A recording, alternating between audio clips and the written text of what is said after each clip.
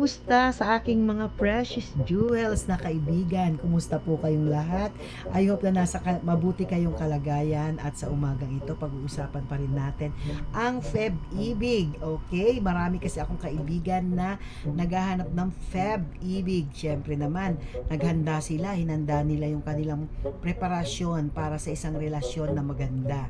Nag-aral mabuti, may mga diskarte sa buhay, marunong humawak ng pinansyal, marunong magluto. Aba, wala ka nang hahanapin pa. Kumpleto na sila ng lahat ng magagandang maiaambag sa kanilang magiging family. Wow! Ang sabi ko nga, tingnan ninyo yung kapartner nyo ngayon, yung boyfriend nyo ngayon.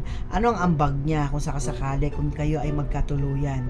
Aba, kung sasabihin mo lang sa akin na gwapo yan, ay nasa sa'yo yan.